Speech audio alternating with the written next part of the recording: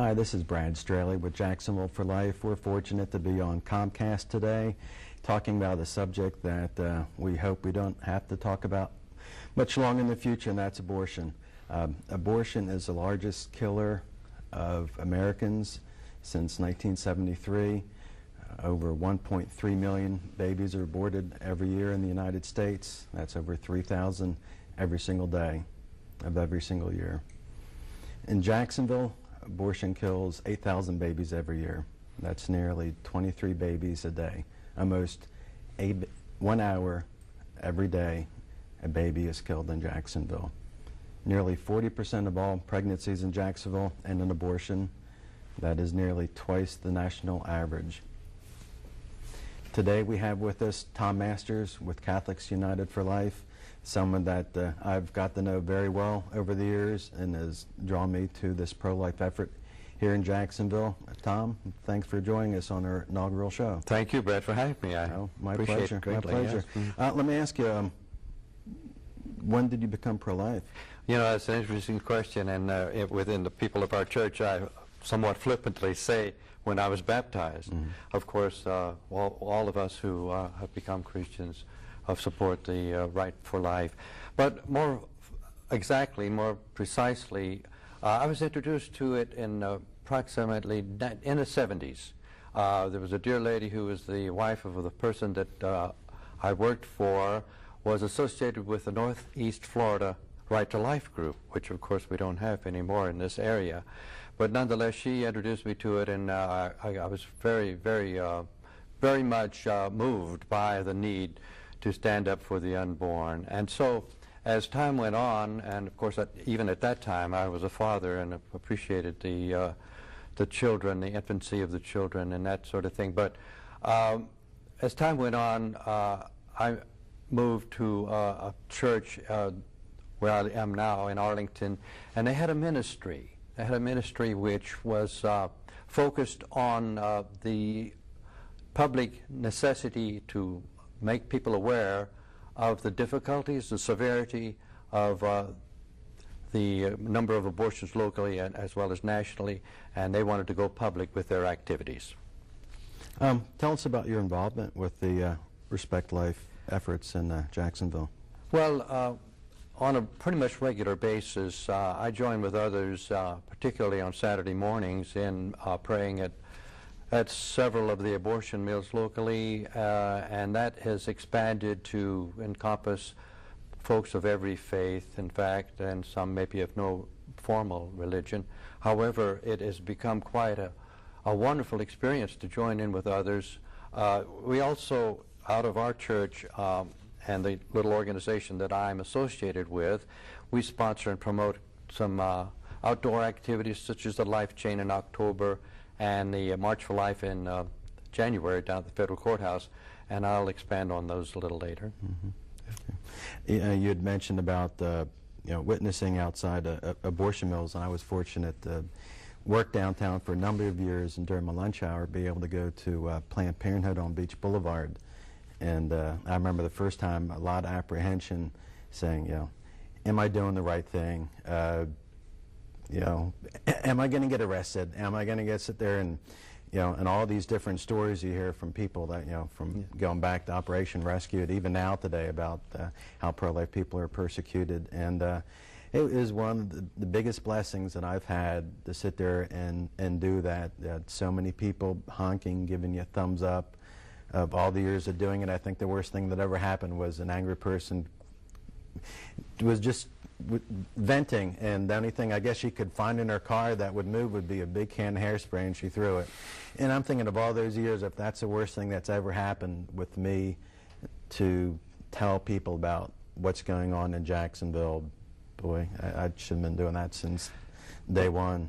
Yes, it reminds me from what you're saying that our effort is a nonviolent and a peaceful and, in fact, a prayerful effort to bring to the attention of those that we see along the streets and elsewhere the sanctity of life, as we say so frequently, from the moment of conception to a natural death. Yeah, and that's what we're trying to do. We're trying to, educate the public of what's going on. I don't know of anyone, if they're either pro-abortion or pro-life, when you tell them 8,000 babies every year. I mean, they're just staggered. And if that isn't staggering enough, when you sit there and say nearly 40% of all pregnancies in Jacksonville end in abortion, which is twice the national average, it's just like, you know, wait a second, this is just way out of the norm. What's going on, and what, Yeah. you know, that's...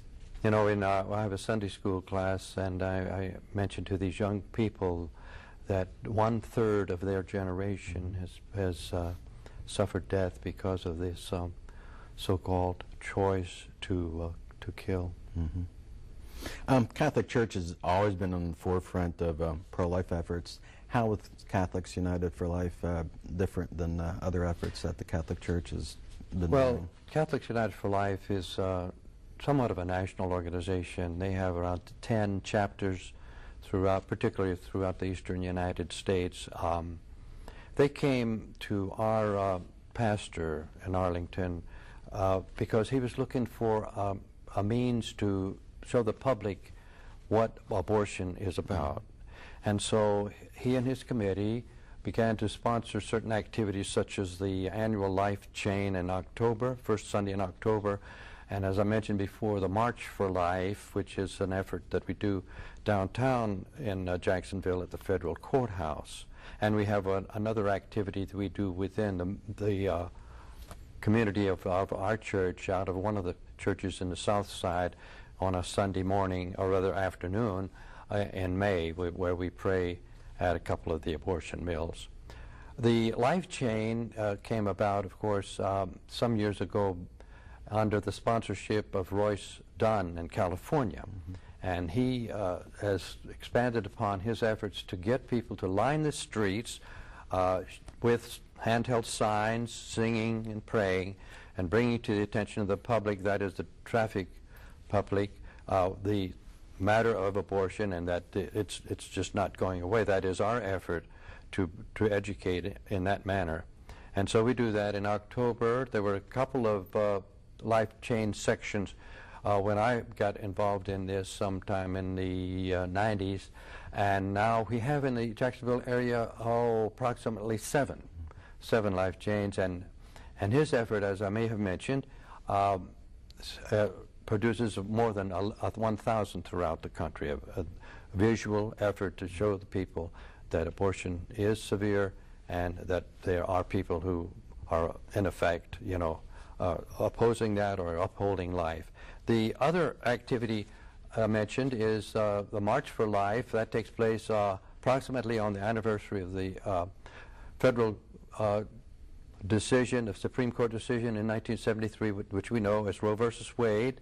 And it is such that we go to the federal courthouse in large numbers.